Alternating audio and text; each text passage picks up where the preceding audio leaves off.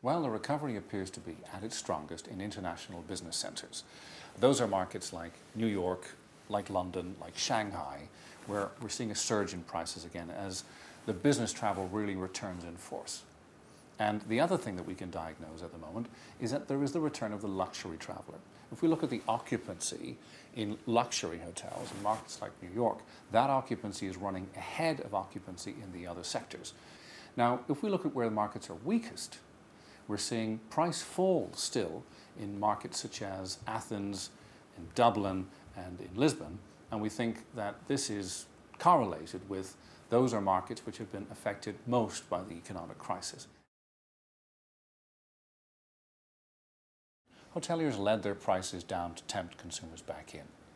Now, as prices started to rise again just a little bit, and as occupancy levels started to rise, hoteliers became much more selective about the sorts of deals and the discounts that they were putting out on the market.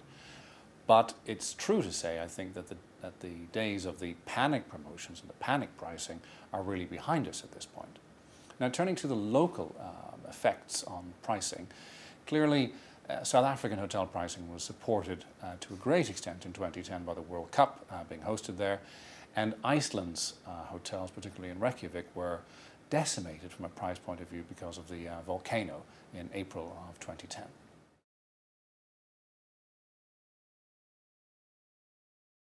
Well, if you're looking for luxury for less, then I would say look east, and in particular to Eastern Europe.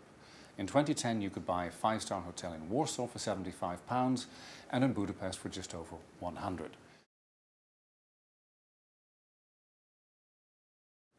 Well, whereas 2 and 3 years ago, we used to talk about New York and Moscow consistently leading those league tables, in the last year or so, we've really seen a change of guard.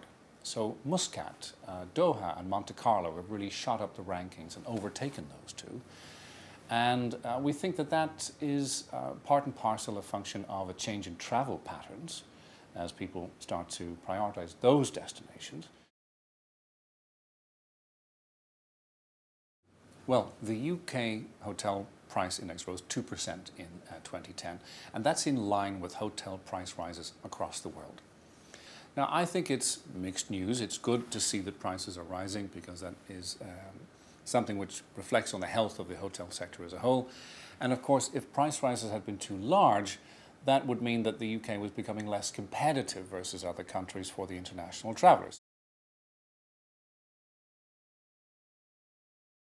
Well, first of all, prices are back at the levels they were in 2004, so there's still great value for consumers out there. So while prices are back in 2004, earnings are not, so that's a great value gap for consumers to exploit. Secondly, prices are rising again and the discounts are narrowing, so there's no time like now to book travel. Thirdly, if you're looking for value, whether that is in the luxury sector or that's in the budget sector, I think avoid the international business hubs at the moment because prices are recovering there fastest of all. And I think lastly, if you're looking for value, well, as we pass our 20th year in Hotels.com, we're more committed than ever to finding the best deals out there in the market for our consumers.